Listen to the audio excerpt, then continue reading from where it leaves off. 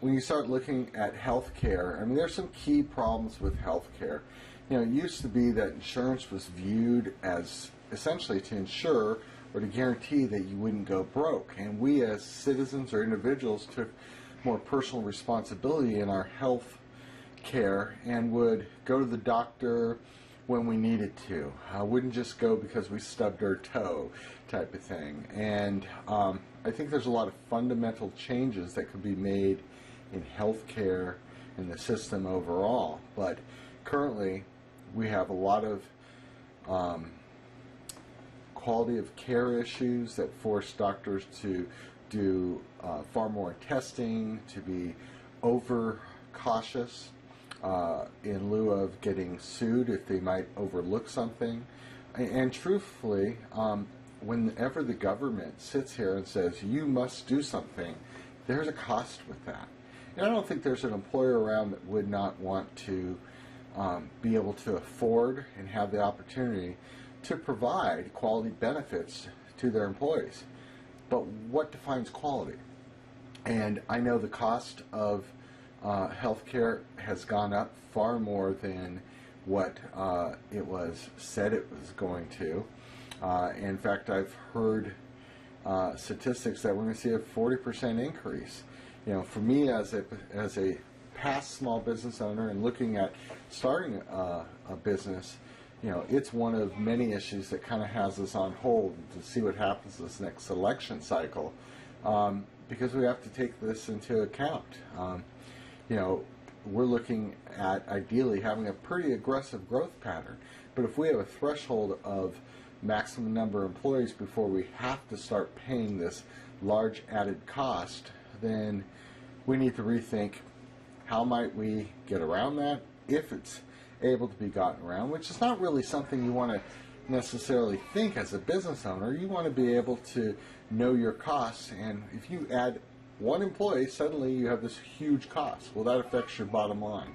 That affects maybe what you can afford to pay your employees, not to mention them to be able to afford that care. Sure. I mean, what's the on the flip side of that? You were saying that, like, you know, generally employers are going to want to provide, you know, quality care, things like that. I mean, just to play devil's advocate, the flip side is, you know, big box stores like Walmart and things like that, which are, you know, known for having a lot of their employees on federal assistance and things like that. I mean, how do you kind of balance that then, and make sure that employees are, you know, taking the approach that you are and trying to figure it out the right way? Well, I really believe that the Affordable Care Act, or what I, in my circles, kind of joke and say the Unaffordable Care Act, is really kind of designed to force more people to become dependent upon the federal government, because it is a huge added cost, and it would not need to be, except for, you know, it dictates or mandates that you will have certain levels of care with minimal output of your pocket, minimal out-of-pocket costs. That raises the bottom line. Whereas, let's say you were able to offer just a high deductible, you know, fairly low cost, but it would ensure that if there's emergencies and your annuals were covered, you know, just the core costs, then that would lower the overall cost to the employer, to the employee. Young people, they're not having a lot of added medical costs, and if they do, those costs would be minimal because you're not paying for everyone else that doesn't have insurance for, you know, putting money into the trough, the federal trough, so to speak. Sure. What's it like to see an issue like this? I mean, even, you know, almost actually today is the 1-year anniversary of the open enrollment. What's it like? I mean, it's been law for a year. What's it like to be for it to be such a big part of the Senate race here, which is obviously getting national attention? Well, you know, I think long before a year ago, this has been a main focus of Americans throughout the nation.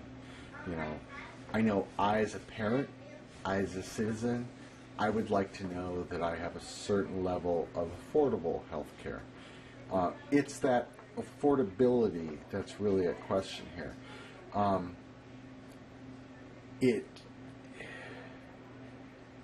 Repeat the question you said again. I guess, what's it like to see it getting attention on a national level?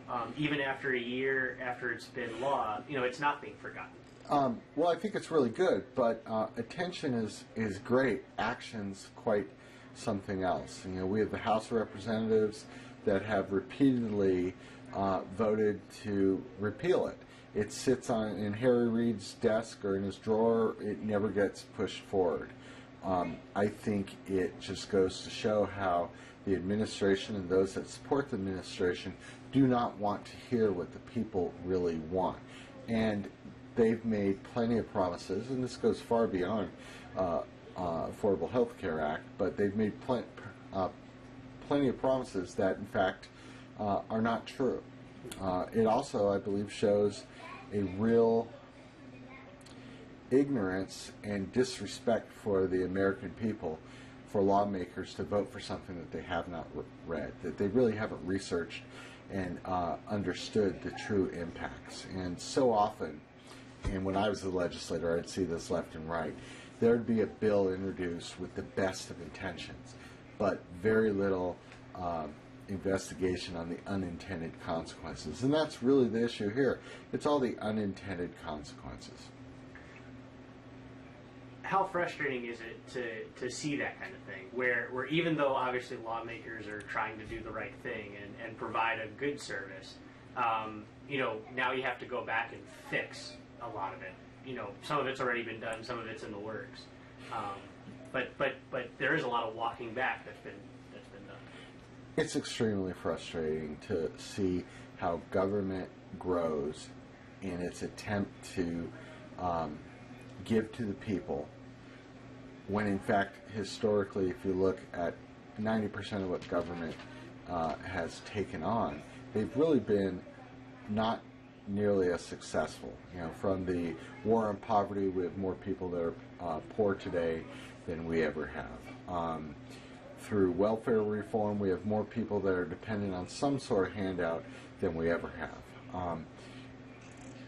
Government, or people who make up the government, they mean well.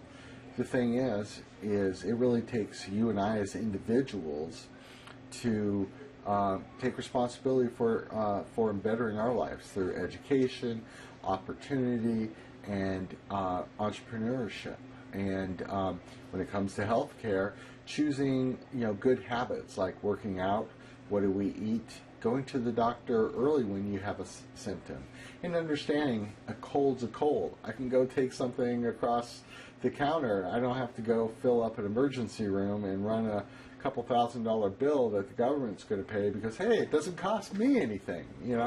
It does. It costs you and your taxes. And even if you're not paying taxes because you're below the threshold, well, it costs your neighbor. It costs other people. And truthfully, if I had that money in my pocket, there's other ways that I would use that money that would in turn benefit our community through being able to start businesses, employ people, purchase items that employ people, that give real revenue stimulus to your community and people, and opportunity to pay their medical bills, to have the opportunity to say, I can go to the doctor if I want, or I can afford glasses, or I can afford braces. Sure. Anything you think we missed, or anything else you wanted to add on? I think this election cycle is really it's really important. Of course, you always hear that. But we need people up in Washington and in our state that are actually going to do something, not just be mouthpieces and say, I'm going to overturn Obamacare, or I'm going to fix this. You know what? Fixing means pulling back, letting people start to stand up and fix their own lives. Government's great at building roads. Government's great at building armies, and overall, I think the judicial system, or the process of lawmakers and police protecting the community on a whole, that's what government's intended to do. They're not meant to say, this is how you're going to educate your people. This is the health care that you have to have, you know, and it should be my right as a citizen whether or not I want to go to the doctor, if I want to pay for that out of my pocket, or if I want to have insurance. You know, we need smaller government. We need government that will support people to have personal responsibility for their lives. Joni Ernst is obviously talking a lot about repealing the Affordable Care Act. Do you think, I mean, you were saying that fixing it means kind of pulling back. Do you think that repealing it is realistic at this point? Yes. Yeah. Yes. I'm sure that several people, you know, in the community will be quite upset over it. I know with some changes in my life, you know, we had to go from having an employer for my main income to not having an employer, so we had to make some changes and look at the Obamacare options through their website. And now that I'm reemployed by a main employer, we have, you know, employer-provided health insurance, which I'm very thankful for. But I'm also choosing options that not only lower my costs, you know, I'll have a flexible spending account, a higher deductible, so I can make those choices. But we really need this repealed, and I think we need some more realistic options to change the direction of healthcare. I think we need some sort of tort reform. We need prescription companies to have fair pricing.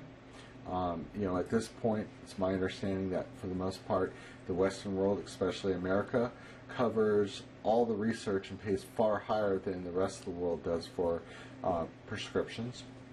I think we need less regulations on doctors that, hey, if you have a heart attack, then you're automatically covered for diabetes, high cholesterol, and you're put on all these medications as a blanket coverall. We need, you know, physicians to feel comfortable in making the decisions as a medical care provider that they know need to be done, not just have these blanket quote-unquote solutions medicated or prescribed to patients, which ultimately raise the cost. Part of what Joni's talking about is not only repealing, but then also like allowing insurance companies to cross state lines. And I mean, is that kind of along the lines of what you're talking about? Exactly. You know, whenever you can, from an insurance company, expand the boundaries of the insurance pool, which expands the risk, you know, that's going to be a benefit for everyone involved. If you're only able to have 100 people pay $100 a month towards insurance, you have a much smaller pool than if you were, say, to be able to get 100,000 people to pay $100 a month. You're going to have a far deeper pool to draw from to cover costs incurred.